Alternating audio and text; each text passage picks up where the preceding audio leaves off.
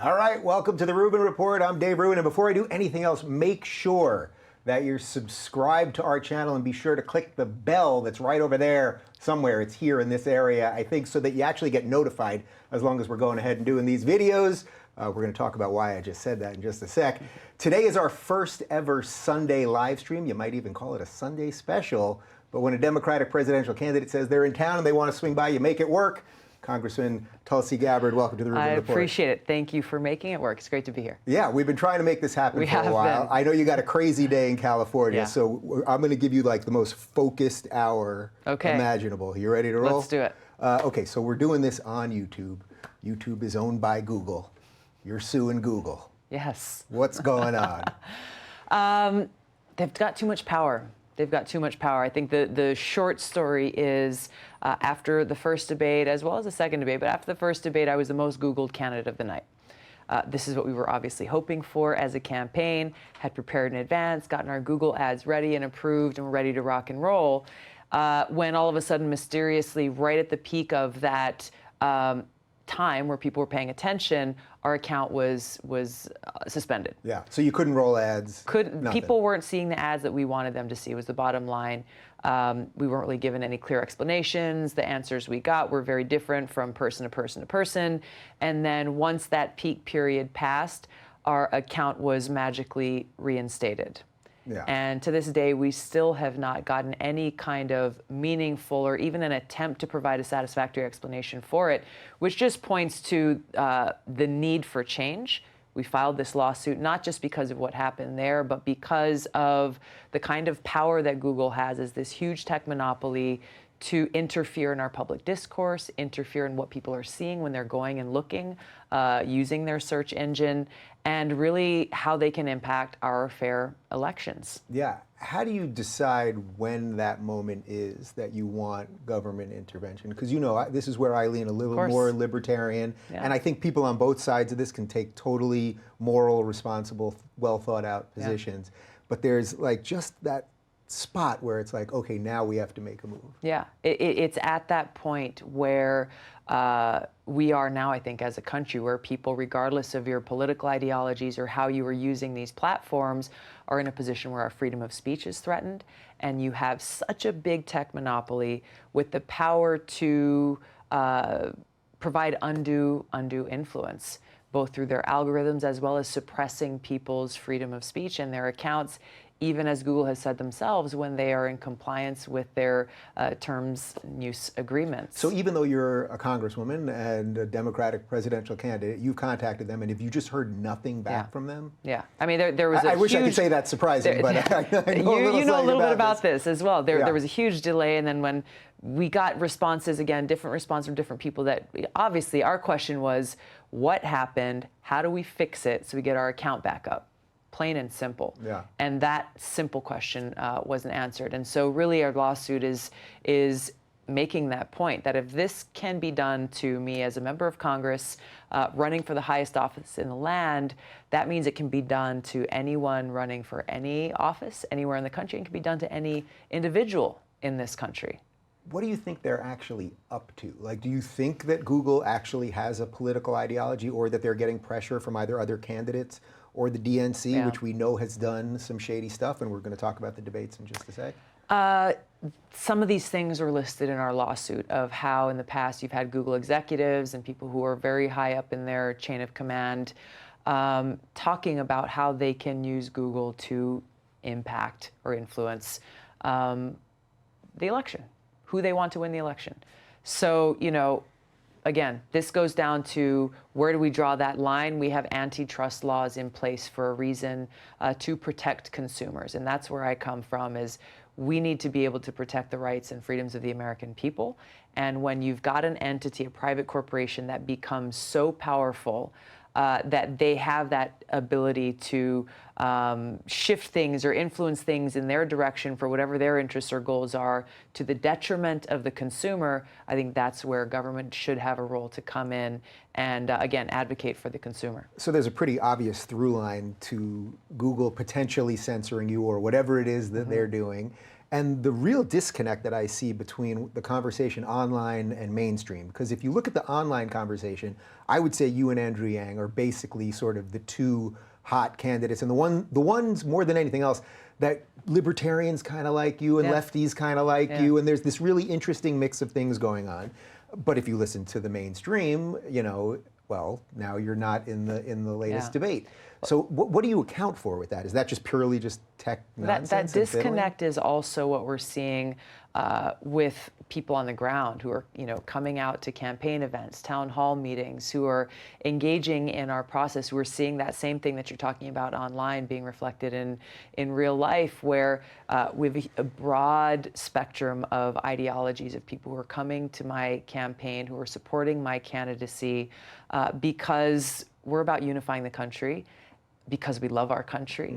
We have care for each other as fellow Americans, respect each other, and understand that by bringing our diverse ideas together and standing united, we can do great things for our country. It's interesting that you just said we love our country, because I briefly mentioned this in the green room, but I had Glenn Beck in here a couple days ago, and he said, he didn't even know that you were coming on, because this just happened in the last day or so, but what he said was, I disagree with Tulsi on almost everything, but it's very obvious that she loves this country. And I think one of the things that's happening for sort of mainstream liberals, let's say not progressives, but sort of old school liberals, and then pretty much everyone on the right, is they're watching the candidates, the Democratic candidates, and there's this sense that they don't really love the country. Like, they really think it's so fundamentally broken or wrong or historically awful or some version of that, but that doesn't come across with you. That's not even a question. I'm just handing you something. Yes, I am unabashed in my love for our country. It's what's motivated, you know, these major decisions that I've made with what I want to do with my life. You know, 9/11 was a pivotal moment for me. I had already, just even when I was much younger, I decided that I wanted to pursue a path of service somehow in my life. But it was that attack on our country and our people on 9/11 that really shifted the course of my life. And you know, I chose to enlist in the Army National Guard because of that. Because I wanted to go after those terrorists who had attacked us on that day and took those thousands of lives. Something that I and so many others in this country continue to remember as we approach the anniversary of 9/11 here in just a few days. Yeah, so speaking of that, so I wasn't planning on going there, but since we're only 4 days away from the 9/11 anniversary, would you have ever imagined that the sort of level of discourse and the way that we seem to be fraying, and that the sides are, you know, running off in different directions and the middle keeps getting whittled away, do you think you could have envisioned that way back when? You know, probably those 18 not. years ago? Probably not. You know, especially the unity that we saw in this country after that attack took place. It was a beautiful thing, and I think it really represented what we're talking about. That as different as our ideas may be, as different as our backgrounds and stories may be, as diverse as our country is, we stand united as fellow Americans, and we are there for each other, especially during those darkest of moments. But increasingly, we are seeing these divides further tearing us apart as a people, and a loss of that remembrance of what that unity is and why it's so important, that common ground that we stand on as fellow Americans, and how integral that is to our identity. How do you think we get back to that? Because there's a feeling that we should get back to it. You can kind of, everyone's kind of like, oh, I'm tired of the hate, I'm tired of, you know, destroying everybody and the rest of it, but no one's sort of leading us there yet. I think that's the problem is we have people in positions of power and influence, and yes, politicians, people in the mainstream media and others who profit or benefit in some way, shape, or form off of further deepening these divides and fanning those flames of hate that really undermine who we are as a country. And I think the vast majority of people in this country are sick and tired of it. They're sick and tired of the gridlock in Congress, sick and tired of the hyper-partisanship and the divisive rhetoric that so often comes out of Washington, and are looking for leadership that will bring us together. So does that sort of explain a little bit of the media coverage around you? Because I noticed after that first debate, when you were getting Googled and Yeah. everybody was going, well, who is this? Who Yeah. is this?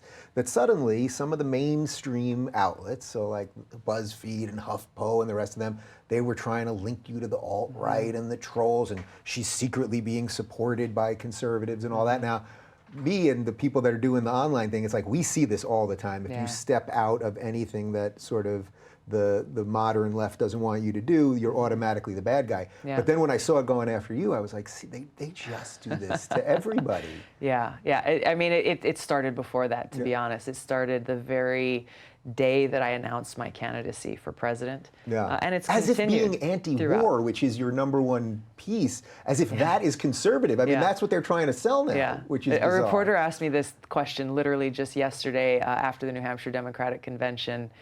She said, well, you know, she's talking about how I've made it a central focus of my campaign that we need to end these wasteful, counterproductive wars, work to end this new Cold War and arms race, and redirect our taxpayer dollars that we've wasted for so long to the tune of $6 trillion since 9/11 alone, redirect those resources back here to serve the needs of our people, to take care of the urgent concerns people have, whether it's healthcare, infrastructure, education. And her point was, well, this sounds like a conservative message. I said, what are you talking about? Right. She said, well, you know, the conservative message of how do you pay for things? I said, are you kidding me? Yeah. I said, I'll tell you what, Americans across this country are sick and tired of hearing from politicians and from their government that there's not enough money to make sure that kids in Flint, kids in Newark, kids in communities across this country can't have clean water to drink because the government can't make sure that that infrastructure ensures clean water. Yeah. You know, they're sick and tired of hearing that, you know, levees are failing and there's massive flooding in rural Iowa that's ruining farms for their entire year of crops. And they're told, well, you know what, sorry, there's just not enough money to make sure that this infrastructure is holding to keep you and your family safe. So this is not a conservative concern. This is an American concern, and it is a call to action to change our priorities, bring about this sea change. This is why I'm running for president, Right. to bring the leadership and the conviction to stand up to the foreign policy establishment, the military-industrial complex, bringing the experience that I have both as a soldier as well as in Congress to shift our priorities, to stop this waste and bring it back to that central focus of serving the American people. Yeah, well, it's just such a fascinating flip that Yeah. suddenly anti-war, Yeah. they want to sell it as conservative. Most people are actually anti-war. I mean, I Right. think most people don't really want to go to wars. That being said, is Trump complicating the issue for you particularly a little bit? Because Trump, at least from where I'm sitting, has not been pro-war. You may not be happy with some of the things he's doing, but you know, he wants to get us out of Afghanistan. Mm-hmm. It doesn't seem like we're going to be nation building. So that being the anti-war candidate is a little trickier as opposed to if he was just more of a traditional Republican, maybe, or even I don't Obama, think- who went yeah. into Libya or wherever else. Right. I don't think it makes it tricky at all. Trump campaigned a lot on this message of ending stupid wars, bringing our troops home, calling out Saudi Arabia for being, one of the biggest supporters for terrorism that they are. The problem is after he got into office, after he got elected, he chose to surround himself with the very same neocon war hawks that have been pushing for more of these counterproductive regime change wars for a very long time. People like John Bolton, people he has now, Secretary Mike Pompeo. And I think we find ourselves in the position that we're in where, in fact, Trump hasn't carried through on the promises that he made, the rhetoric that he was using during that campaign. And that's where I find so many people who are coming to our town hall saying they feel betrayed because of that, because he has not only not brought our troops home, and yes, he's working on getting our troops home from Afghanistan, and that is good for America. I wish him success in doing that. They should have come home a long time ago, but we've got more troops in Syria. He and his administration has pushed us very close to the brink of war with Iran, deploying more troops to Saudi Arabia and to the region, escalating tensions there. While even though he says on television that he doesn't want to go to war with Iran, every one of his actions has pushed us to that brink where we sit today, where just a match could light the whole thing on fire. How do you balance the rhetoric of saying I'm against war without sort of tipping to the enemy, whoever it may be, that you're not a pushover? That seems to be one of the things that it's like you take a Trump. Yeah, because I don't say that I'm against. I mean, nobody wants war. Yeah. Trust me. And as a veteran, I've seen the cost of war firsthand. But I'm very specific in saying we need to end these wasteful regime change wars. We got to stop being the world's police, trying to go around the world and, pick off which dictators we don't like and, keep and prop up the authoritarian dictators that we do like, as we've seen happen throughout our country's history. End the wasteful regime change wars.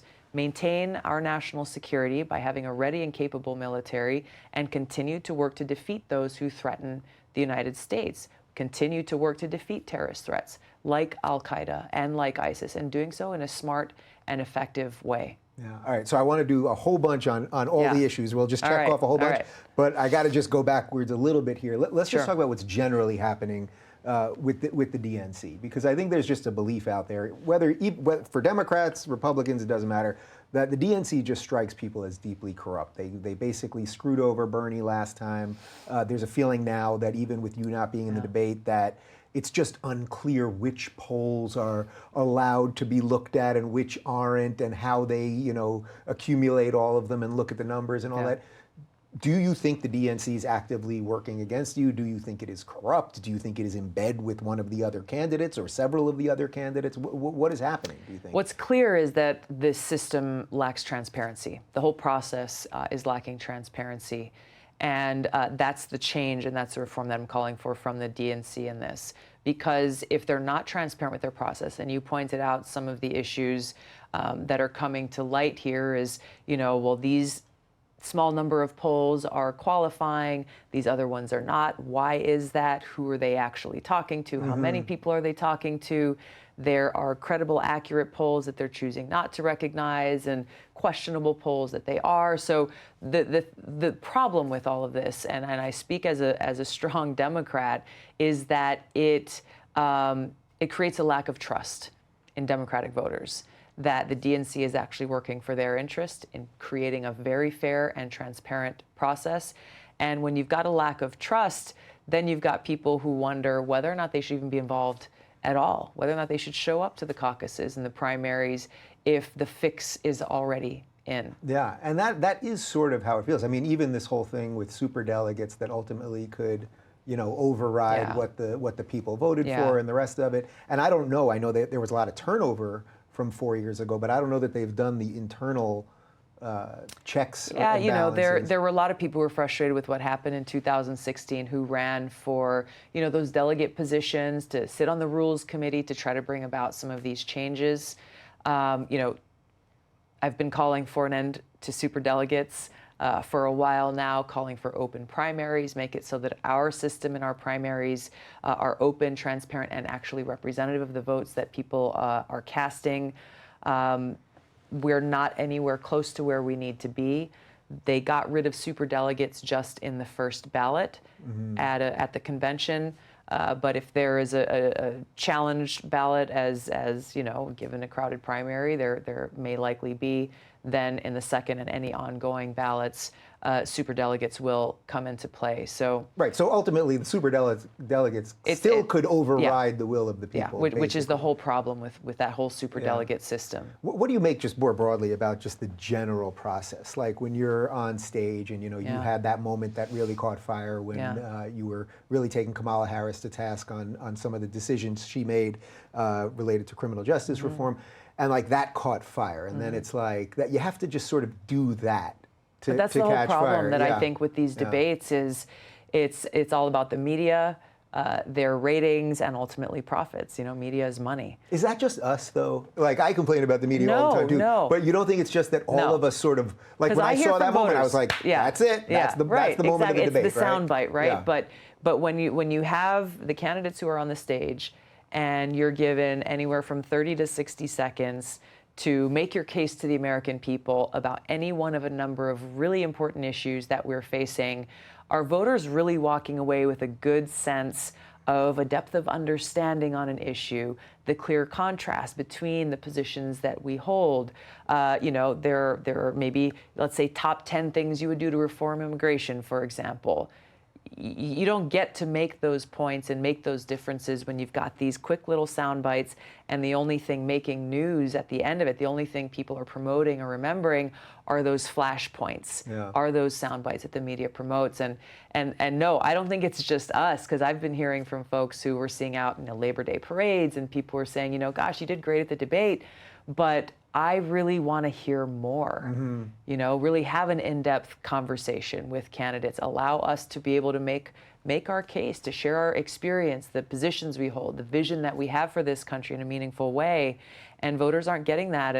And you see some of them saying, I don't have time for this. I don't get anything by spending 2 hours watching that debate. Right, so well, that's the thing. I'll go somewhere else. Right, you don't feel more educated after, and that's how generally mainstream media has been treating us all. So these debates end up being kind of a charade about this is providing a fair, transparent process for voters to become educated, but none of that's actually happening. Yeah, well, I saw something that said that you basically won the climate change debate because you weren't in it. That was like, just by not being there, that oddly was enough.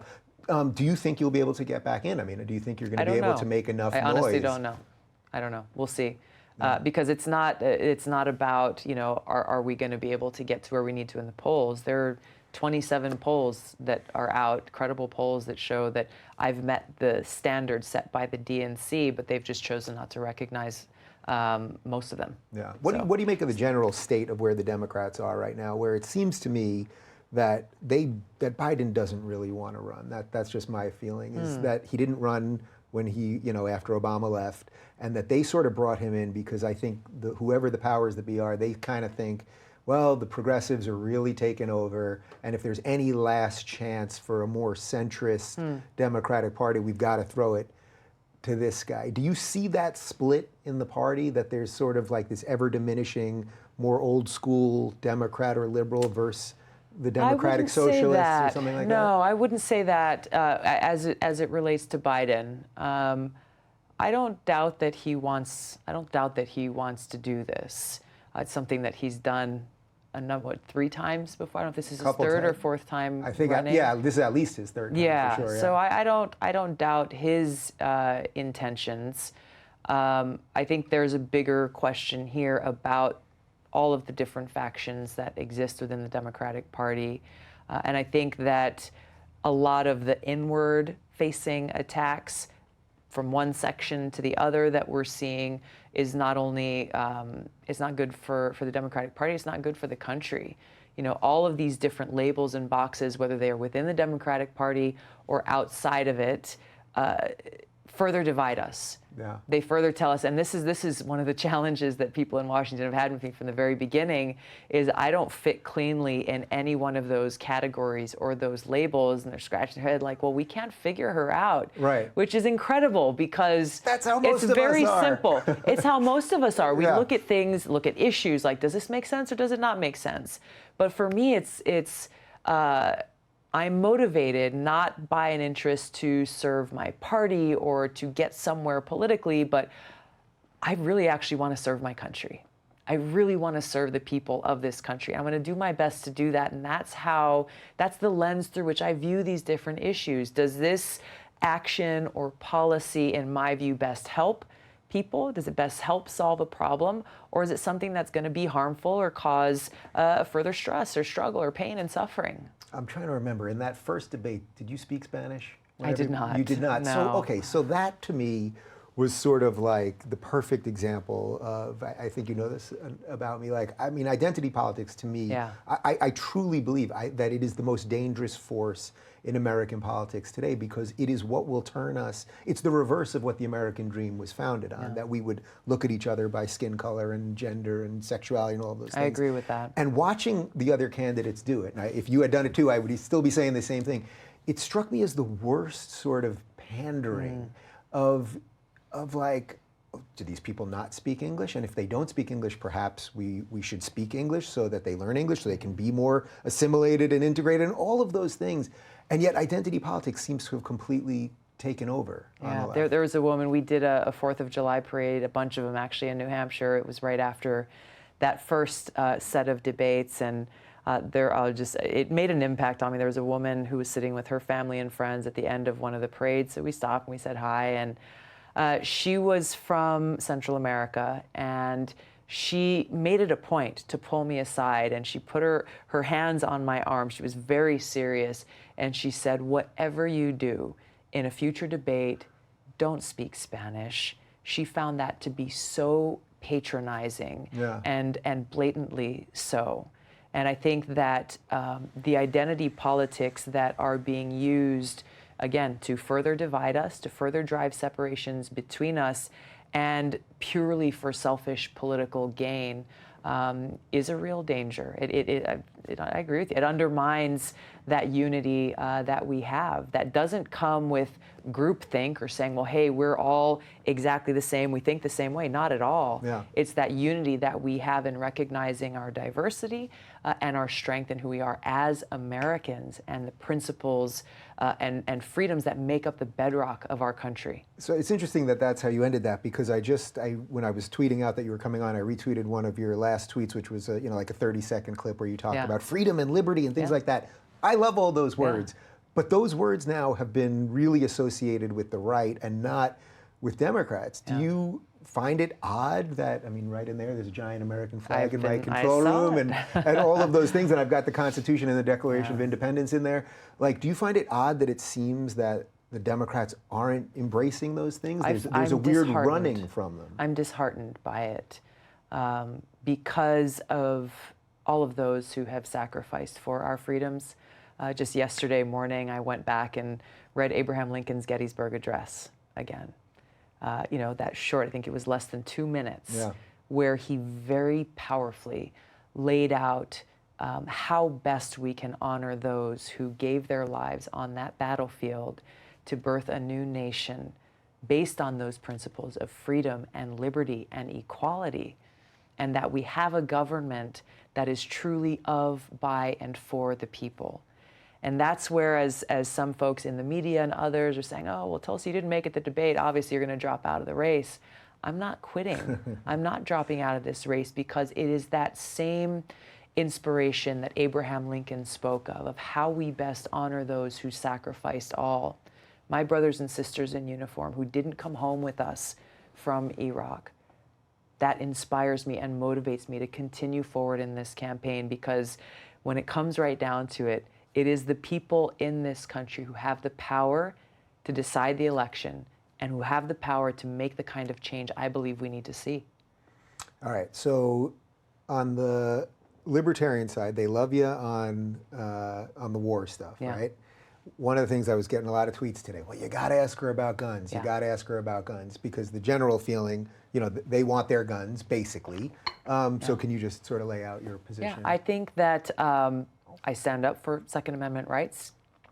I don't think it conflicts with the need. I feel we also need to have sensible gun safety regulation.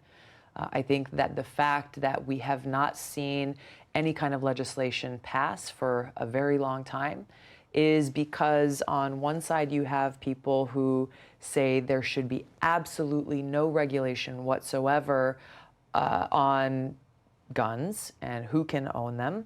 And on the other side, you have folks who are saying that they want to repeal the Second Amendment and they want to get rid of guns completely and take everyone's guns away. And you have those two extremes on both sides kind of pointing their arrows at each other with no real substantive dialogue and conversation happening with that entire space in the middle where we recognize that there's no conflict between upholding our Second Amendment rights while also making sure that these guns are not put into the hands of those who would seek to do incredible harm to other people. So what would be a sensible law that isn't passed already? Because that it always seems to come down to that. Well, they'll say we need background checks. Yeah. I mean, that's one that that we just passed with some bipartisan support from the House. It's sitting in the Senate now, waiting for movement. I mean, what would it do? It would strengthen background checks, or extend them. Yes, and that's where I think that was recently pointed out, the shooter in El Paso, that if that law had already been enacted, that it was likely that would have prevented him from being able to purchase the guns that he bought. What would you say to the people that would say, well, no matter how many laws you put in place, it's the bad guys aren't the ones that follow the laws, and that we already have so many guns out there that, yeah, you can pass whatever you want, you can say whatever you want, but actually bad guys don't follow laws, and these things are just going to keep happening? Well, I think there's a few elements to this. There is some of these cases in these mass shootings where they are going and purchasing guns, whether it's from a dealer or a gun show or whatever it is. These are not people who are going and, buying a gun from the trunk of a car. So there's the issue of how we can improve or strengthen our laws to make sure that those loopholes are closed. But you're right, there is a problem with the guns and the kinds of shootings that are happening every single day in cities like Chicago. Families So is who are that the weird thing, impacted. though? Because Chicago has some of the strictest gun Yeah, laws. no, it is. Yeah. It is. And we've got to recognize that. I think that's unfortunate sometimes that those who are calling for gun safety reforms often turn a blind eye to the reality of what's happening to families every day in cities like that, where kids are being shot on their way to school. There's incredible violence that's happening in some of these inner cities that we as a country have to recognize. This is a deeper challenge that we have as a country that goes beyond passage of legislation. That is one piece of it, but it is not the only thing that's going to help make sure that we're protecting our kids and that we're protecting our loved ones. When you hear things like the city of San Francisco designating the NRA a terrorist organization, do you think that's helping or hurting? I don't think. I think that further deepens the divide. I don't support the tactics that the NRA uses at all. I think that they are part of the problem, not part of the solution. I think that what we need as a country is for more dialogue to happen between people who feel like they sit on opposing sides of this camp, because if they actually just talk to each other, I think most sensible folks would be able to come together and say, when it comes right down to it, I think our goals and objectives are probably closer together than we realize.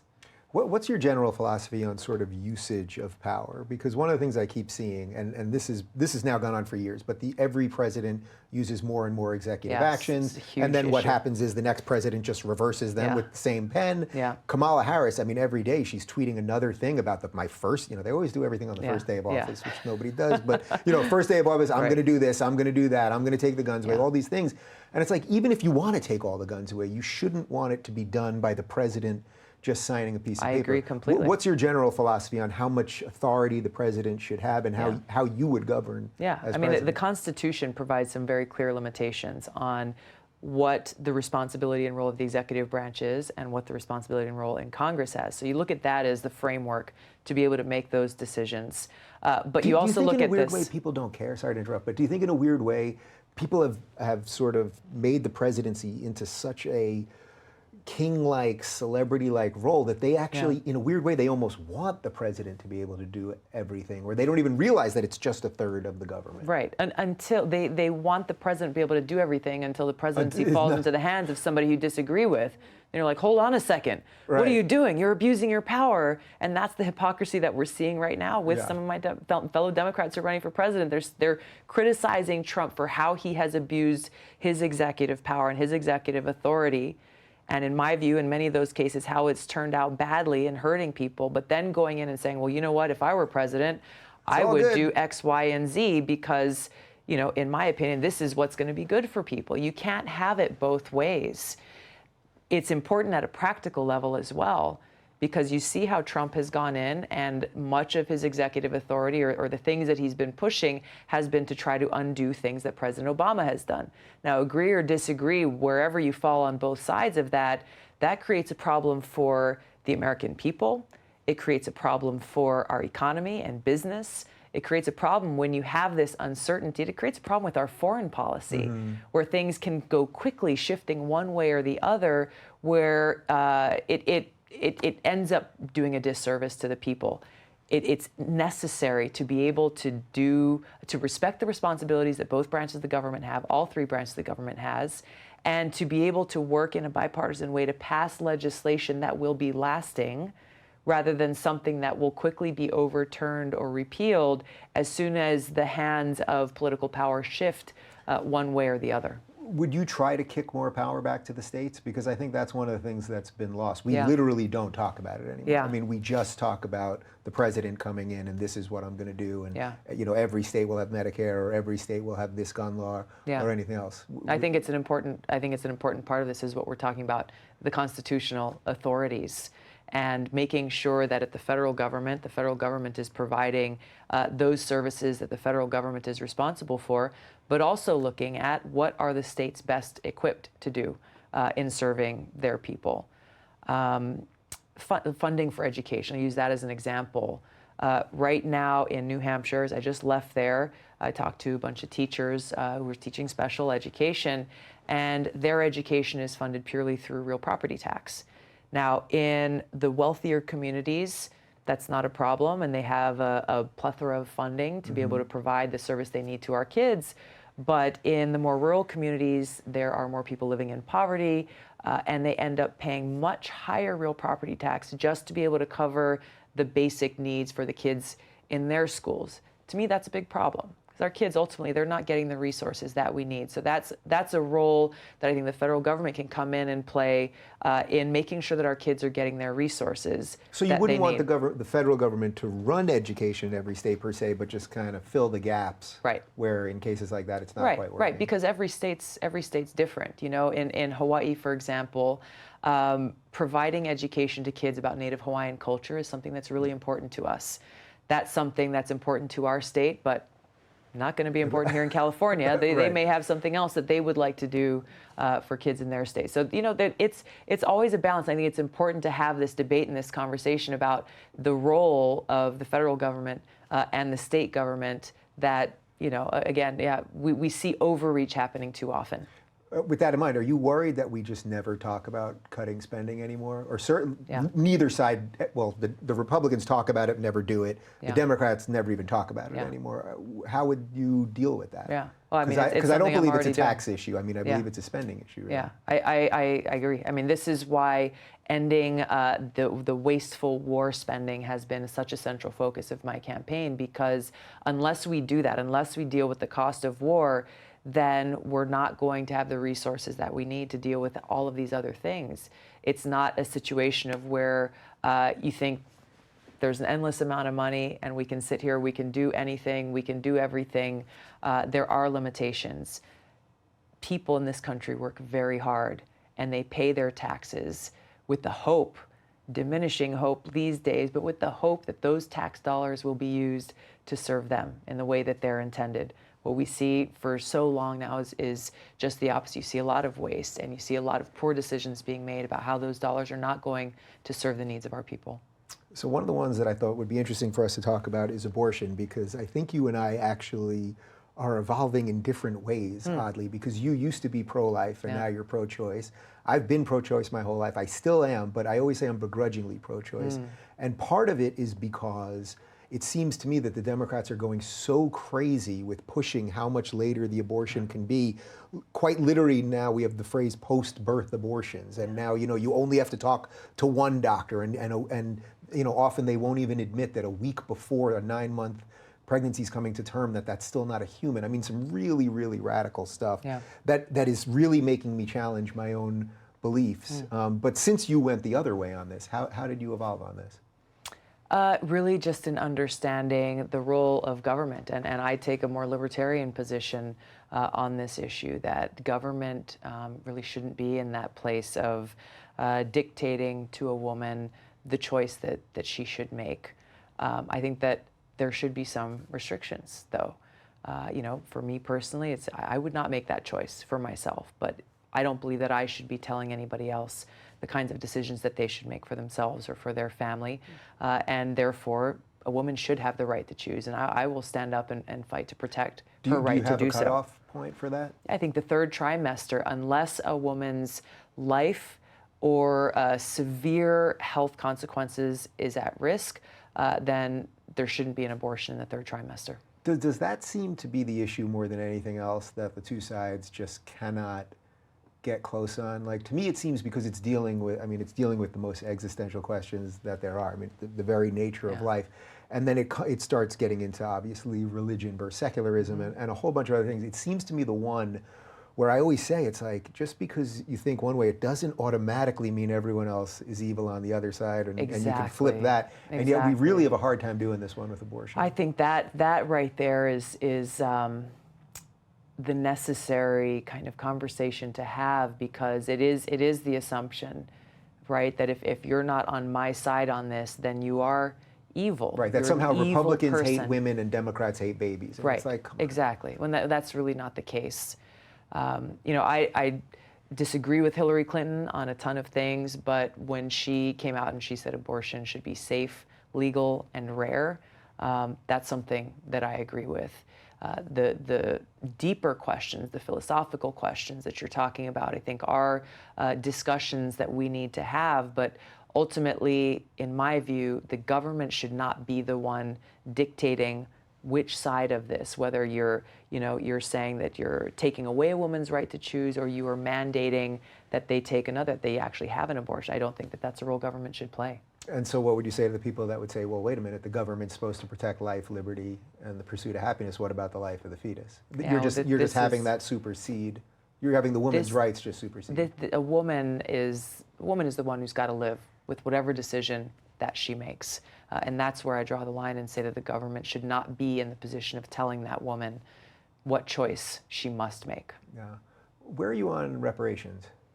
I supported the bill, H.R. 40, that's in Congress. A lot of people have been talking about that really would bring a discussion forward about our country's past, the injustice, the terrible injustice of slavery, and what impact that has had across generations. I think it's the right point to make in how we move forward together in a country to bring together a commission of people so that we can have this discussion as a country. Do you think I see when I've heard Democrats talk about it, and they'll sort of come up with numbers. I had Marianne Williamson in here, and she sort of just mentioned X billion. I don't even remember the number, and it was just sort of like, oh, you're just like, it just seems imaginary to me. Like, so what are you going to say? We're going to give all African Americans $10,000 or something, and then are they going to sign a piece of paper that says we're good to go, or that or what would stop the generations after them from saying, well, Grandma, you sold me out for 10 or 50 grand. I mean, you could just pick a number. It almost seems sort of antithetical to human psychology or something. Well, I think that's where being arbitrary about this does a disservice to the whole objective of this legislation itself. The point of this is to bring to light and bring to the forefront in our society today what happened in the past, and recognizing that it's not all just sequestered in the past, that there have been generational impacts based on the decisions made by other people previous to our time, but we've got to recognize what this is and what this means as a country, and have this conversation not just in one small subsection or another, but have this conversation together about how we move forward. And so I think it does harm to that objective to kind of arbitrarily point out, well, this or that, or this is going to be the way that we're going to do it.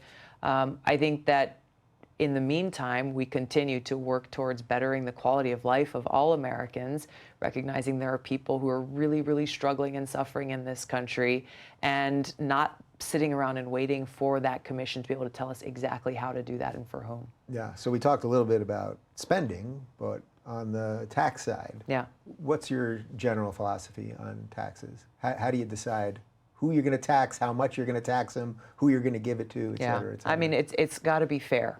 And this is something we'll be releasing later on through the course of our campaign as far as a detailed tax plan. But we know one thing, that the tax system we have right now, the tax code that we have, is not fair. It's not fair, and it's hurting the people who are struggling the most and benefiting the very few who are living the most comfortably and who, frankly, don't need the help. We often talk about the Amazon example of how now, not just for this year, but for previous years, they've gotten by with paying no taxes and actually getting a pretty sizable tax credit. As a small businessman, paying more in taxes than Amazon does seem wrong to me. Exactly. Exactly. Yeah. And others will say, well, it's legal, but that's the whole point. The fact that they have tax loopholes, serious tax loopholes that they can exploit, that have put them in this position, while you as a small business owner and many others across the country have no tax loophole that you can exploit to get the same good deal that they got, points to the heart of the problem. And this is where I talk about everywhere I go. One glaring example of what happens when you've got a government of the rich and powerful rather than a government of, by, and for the people. So the reform we need to bring about to our tax code has to be a fair one that does level the playing field and makes it so that we are not benefiting the very few at the expense of everybody else. So one of the things I noticed, I was on tour with Jordan Peterson for most of last year, and I went to Hawaii literally for the gig, and I was like, I want to see Tulsi, but it didn't work out because I flew back that same night. But one of the things that I noticed, just from an outsider going to 100 some odd cities in the United States, was that where Republicans were in control, the cities, this is just what I saw, was that the cities seemed cleaner, and Salt Lake City and Dallas, all of those sort of more Republican-leaning cities, and the places that seem the worst, San Francisco. I mean, a lot of the cities here in California, even just where I live now in Los Angeles, the homelessness is way up. All of these things, and I think people are starting to pick up on this. That there's a certain rhetoric like, oh, we should give more to poor people, which I think most people in their hearts want to do, but that it doesn't necessarily work. So how do you make sure that if you want to tax certain people who are doing well to help other people, how do you make sure it actually works and it's not just this thing that you're saying because you kind of feel good? Oh, it feels good. We're going to help poor people. That feels good. But how do you make sure that it actually works? Because I didn't really see that when I went to all these different cities. I'll challenge the premise that you're laying out for a minute because the homeless crisis you brought up. I mean, this is a homeless crisis that is impacting our whole country. And on the Financial Services Committee that I sit on, we have jurisdiction over HUD and therefore affordable housing. And we've had some pretty impactful hearings focused on how we deal with this affordable housing crisis. And there are Republicans who are just as passionate about how we do this and the need for it as there are Democrats. I think recognizing that this isn't just an issue affecting blue states. This is an issue that's affecting the country, and we've got to come together to resolve it. The debate is about how. How best do we do that? Some say that there should be only federally funded housing projects that are truly affordable, for example, versus public-private partnerships that bring together, say, if we can get a government lease for $1 a year on a plot of land, make a deal with the county, and you can bring in a private developer to do it at a cheaper price so that cheaper price is passed on to the consumer. These are the kinds of conversations I like that we're conversation. having. Exactly. That's where I can go, okay, well, then we can get the government and that gets to the point of, which I think is an important one, is it's not about if we're helping people who are poor or in poverty. It's about making sure that what we are doing is actually helping. And I think that's really important. It's both important from a fiscal responsibility perspective, but really most importantly, if we are sincere about wanting to help people, let's actually make sure that they're able to be helped in the way that they need it most. Is the problem, though, that often when we're helping people, we're actually just trapping them? Because they're, how do you mean? Well, that they get in affordable housing, and then it's like, all right, well, now I'm paying, say, $300 to be in an apartment in a decent area. And then if you look and you go, well, wait a minute, now if I get a better job and I'm making more, which gives me dignity and respect and all of those things, well, I'm going to lose the affordable housing, and now I'm going to need a second job just to move out. I mean, we see this, I lived in New York City my whole life, where half these buildings were rent stabilized versus market value. And then you'd see quite literally families that were there for generations. And it was like, why would you go anywhere? Look, that is a problem that I think needs to be fixed, where there is no bridge. Someone came to a town hall meeting the other day and raised this issue about Medicaid, that a family who had qualified for Medicaid because of the income level that they had felt trapped, because if they started to do well and make a little bit more, they were fearful that they would lose their health coverage, and then they wouldn't be able to get the medicine that they needed. So it's the catch-22. So I think that generally, while there are always, unfortunately, some that abuse the system, I think generally people want to do well for themselves and their families. They want to be able to continue to grow and improve their own quality of life. I think there are these problems within our system that creates this catch-22, where they're either comfortable in the situation that they're in, but if they start to do just a little bit better, then they risk losing their house, they risk losing their health care, they risk losing that security that they need for their families. Where if we did make it incremental or provide this bridge, that doesn't just say, well, you either got help or you're out on the street on your own. I think there's a practical way to solve this. Yeah. So we'll just do one or two more big issues, then Yeah. we'll do some sillier, fun Yeah. stuff. How about that? So immigration. I think there's a general sense that the candidates, the Democrats, are basically trying to outdo each other for open borders, something like that. A, do you think that's a fair way to start the question? And B, where do you sit on that? I don't support open borders. Without secure borders, we don't really have a country. And while some of the other Democratic candidates will say, well, open borders, that's a conservative argument, and that's not really what's being advocated for. If you look at the practical implications of some of the things they're pushing for, it is essentially open borders. I think there's a few things that we've got to do when we're talking about immigration reform. One is we've got to have secure borders. This is not Trump's wall from sea to shining sea. It's about seeing, again, what makes sense. You know, I look at things from a practical, objective-oriented standpoint. I'm a soldier, so I look at what's our objective? Secure the borders. In some places, it may make the most sense to have a wall or some kind of physical barrier in place. In other places, it won't make sense. So you use technology and use all the other tools that we have ultimately to accomplish that objective of security at the borders. Wait, let me pause you there. So is the problem, though, just from that starting point, Yeah. which seems so obvious? I think the average person watching this is going, of course, countries exist because there are borders. Yeah. But even that starting point, you're going to get people that are further to the left of you going, well, there's some level of racism or xenophobia there, or, I mean, there's always that subtext to this conversation. Which is, I think it's a big problem because it takes away from, again, be very clear-eyed and pragmatic and practical about this. If you want to advocate for open borders, that's fine. Stand on that platform, make that argument, and have your facts and your evidence to back it up. I don't believe that's smart. I think that our country needs secure borders, just like we need to reform our completely broken immigration system. Our legal immigration system is not working for anybody. It's not working for our economy. It's not working for our businesses. It's not working for our farmers. It's not working for our families. And our broken legal immigration system is only worsening the problems that we're having with people who are then coming to this country, whether it be on tourist visas or other visas, and then overstaying. Or you have people who are trying to come into our country between ports of entry.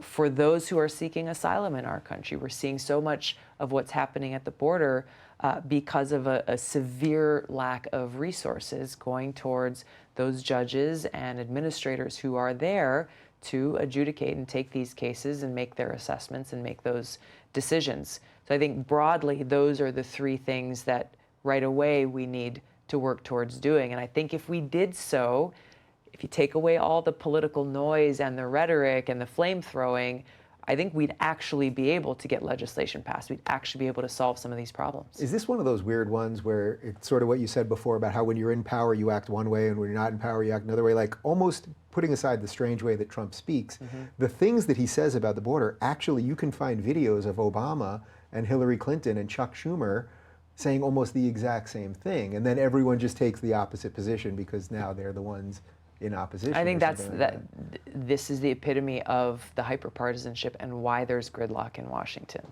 And it's something that when I first got elected to Congress in 2012, we had 84 of us who were elected in that year. There were, I think, 50 Democrats and 34 Republicans. For a couple of days, we all went to Washington. We're getting oriented around the place, and we spent a lot of time together. And then all of a sudden, it was like a flip switched. And the Democrats went one way, the Republicans went the other way, and everything was separate after that.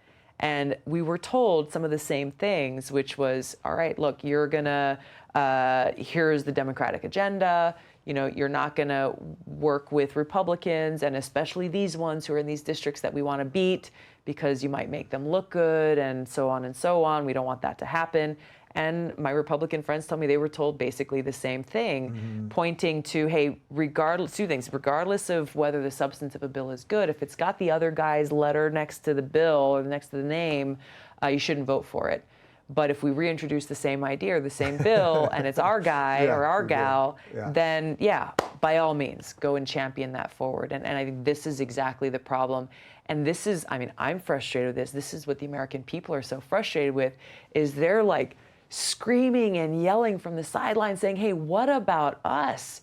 in all of this, you have two hugely powerful political parties more interested in battling each other and seeing how many wins they can get in their columns so that they can win the next election at the expense of the well-being of our people. That is the biggest problem here. Yeah, this is a total non sequitur, but it just reminded me that when I tweeted out that you were coming on, that a whole bunch of people wanted me to ask you about Syria because you'd said you would talk to Assad. What you have talked to Assad? I did. Yeah, you did talk to Assad. Okay, so I think a lot of people then think, okay, now she's supporting Assad and supporting the things she's doing, and then then you get the articles. Oh, she's a Russian, all that nonsense. Let's put all that stuff aside for a second. How do you balance the ability to build bridges wherever you want to build them versus empowering somebody that is actually truly dangerous? There's one thing I know very clearly and deeply, that the only alternative to diplomacy is war. So we got to have the courage to have those conversations, to have those meetings in the interests of pursuing peace and strengthening our national security. And I'd be willing to meet with brutal dictators, adversaries, whomever I would need to meet with if it meant there was a possibility of preventing more of my brothers and sisters in uniform from being sent to fight in a war that had nothing to do with our national security, that had nothing to do with furthering the interests of the American people. So it's a risk you just have to take, you think, ultimately? To just... It's a political risk, but this is the problem. We've got to be able to put the well-being of our people ahead of politics. I didn't make that decision because I thought, oh, this is going to be great for my reelection campaign. Not at all. Right. I went and I had that meeting for the same reason that I make the decisions. All the decisions that I make is really trying to do my best to serve our country, and once again to prevent more of our troops from unnecessarily being sent into harm's way. And look, there are important examples of this for us to point to of presidents who've done this in the past. Reagan and Gorbachev, for example. You have JFK and Khrushchev. You've got Nixon going to China, meeting with Mao. People going and meeting with people who were responsible for the deaths of tens of thousands, if not millions of people. But why did they have the courage to do that? Because it wasn't politically popular at the time, but they had the courage to do that because they were looking out for the best interests of the American people and to further the cause of peace and safety and security on this planet. All right, I have no segue to get to these last two from peace. Now we're going to talk about the most important things, the two final questions. And I know you have a hard out because you got a town hall in town, and I know LA traffic, so I want to make sure you get there in time. Your workout routine. Yes. I just saw the video. You're in some pretty damn good shape. I work at it, man. I work at it. I'm still in the Army, so I still have like a PT test that I got to pass, and plus it helps helps clear the mind and helps me sleep better at night, and it's just I think it's important to be of good physical and mental fitness. Yeah, and then just one more. This is the question that all of the internet needs the answer to, and I think as someone from Hawaii, you should have a particular insight into this. Okay. Pineapple on pizza. Oh, geez. I like it. The whole thing could depend on this. No, I know. Yeah? I like it. But here's the misnomer, is that just because we grow the most beautiful sweet pineapples in Hawaii, pineapple on pizza is not a Hawaiian thing. Like, I know it's average, like you go to Domino's, everyone's like, oh, Hawaiian pizza. Like, we love our pineapples. You're blowing my mind right now. But to my knowledge, this did not originate in Hawaii. We eat pineapples in a different way there, trust me. Are you grilling pineapples? What are you doing with pineapples? Yeah, actually. Yeah, you can grill pineapples, are beautiful. Yeah. But you just eat them fresh. I mean, that's the best way. Yeah. All right, well, it's been a pleasure talking. Thank you. Oh. No, they're giving us more time. I guess they're giving us a little more time. So tell me about your workout. That's what I want to know. My workout is not as impressive as you. Can I ask you how old you are? I'm 38. You're 38, so I'm 43. So I got 5 years out of you. But I was watching your workout, and I was like, man, she moves well. I've got something going on with my shoulder right now, and I need to. I do a lot of cardio now because since my shoulder's been bothering me, I haven't been lifting that much. It's I grew up doing martial arts and surfing a lot, so I've always just been loved being physically active. but yeah, I posted a couple of these videos, and people have been asking for more.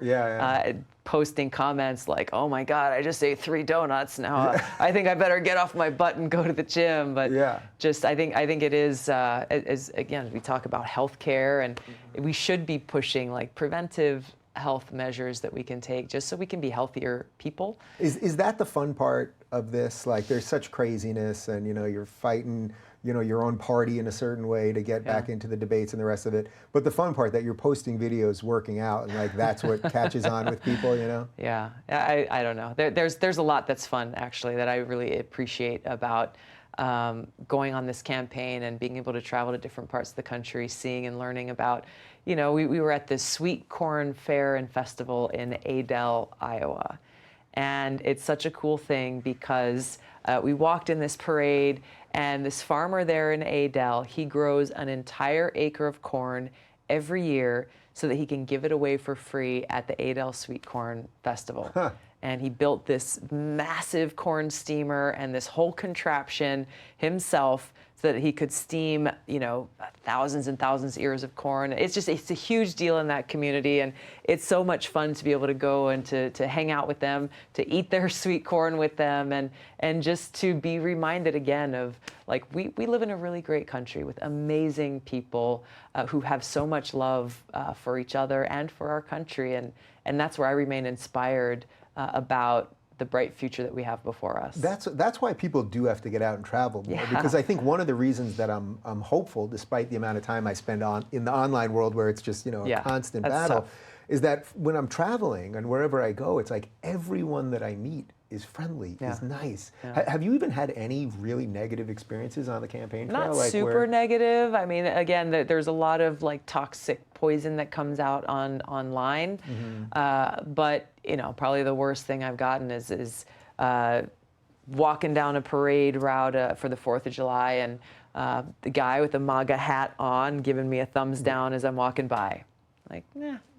I told him, I responded to him. I was like, "Aloha, brother." Yeah. It's like, it's cool, man. No worries. The thumbs down's not gonna. No, I'm not worried about that. Yeah, that's not what's gonna get you. No. Let's just jump back to that incident with Kamala.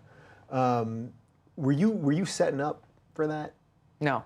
I mean, I was obviously aware of the different issues. Criminal justice reform is something that I've been working on throughout my time in Congress, and I feel really strongly about. And it's something that she talks about being very proud of, her record as Attorney General, and the role that she had as prosecutor for San Francisco.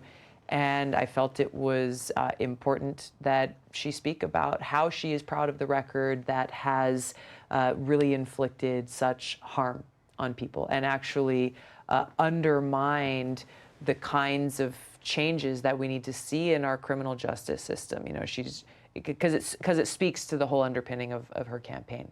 Yeah. She's running to be prosecutor, president, a prosecutor for the people. When she was actually the prosecutor for California, the decisions that she made actually ended up hurting people. So what would you do for the non-violent drug offenders that are in jail now? I think we need to expunge their records and to send them home. I think they're in jail because of a failed war on drugs. And we've got to recognize now how many generations have gone by who have fallen victim to this failed war on drugs. I've got the only bipartisan bill in Congress to end the marijuana prohibition. And we had a whole group of people who came out when we held the press conference to announce the introduction of this bill. And one of them, there were veterans there who were talking about how folks coming back from multiple combat deployments, dealing with chronic pain, dealing with post-traumatic stress, traumatic brain injury, coming back to the VA only to be told, well, look, your only option is OxyContin or highly addictive opioids, and being federally prohibited from even giving them a referral in a state where medicinal marijuana is legal to go to a dispensary. They can't even do that. Right, because that's all run by the Fed, where it's still illegal. Right. So that still supersedes the state on that? Right, exactly. And so we talked about states' rights. I mean, this is a perfect example of how it's over 30 states at this point that have done some form of legalization of marijuana, whether it's just medicinal or full recreational. But all of those dispensaries, as well as the people who go there, the financial institutions, is a huge problem. They're all running on a cash market because banks are federally regulated and are afraid of federal prosecution. But that dark cloud of prosecution at the federal level hangs over everyone who touches any part of this. But veterans are being hurt in the process. But there was a guy there who was talking about criminal justice reform. He was there. He was probably about 30, early 30s. And a little over 10 years ago, he was a college student studying computer science in Virginia. And he was charged with 2 marijuana violations. And because of Virginia's mandatory minimum laws, he got 2 back-to-back 5-year sentences. 10 years of his life gone. Yeah.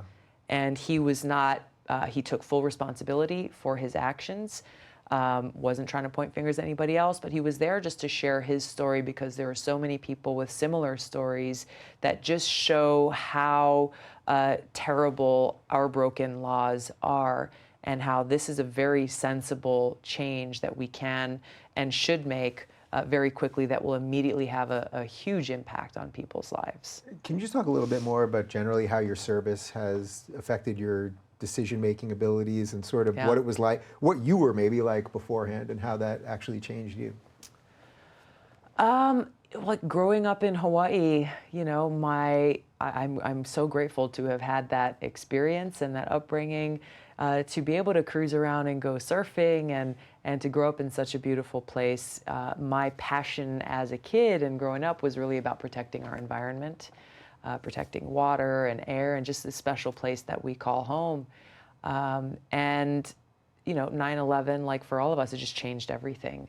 And I was serving in the state legislature in Hawaii at the time. Our brigade combat team was activated for a deployment to Iraq, which was the first deployment for our unit since Vietnam, really. So most folks had not seen any kind of combat, even for those who'd served for a very long time. My name was not on the mandatory deployment roster when that came out. And I called my commander. I said, hey, what's going on? I don't see my name on the list here. And he said, hey, good news. You get to stay home.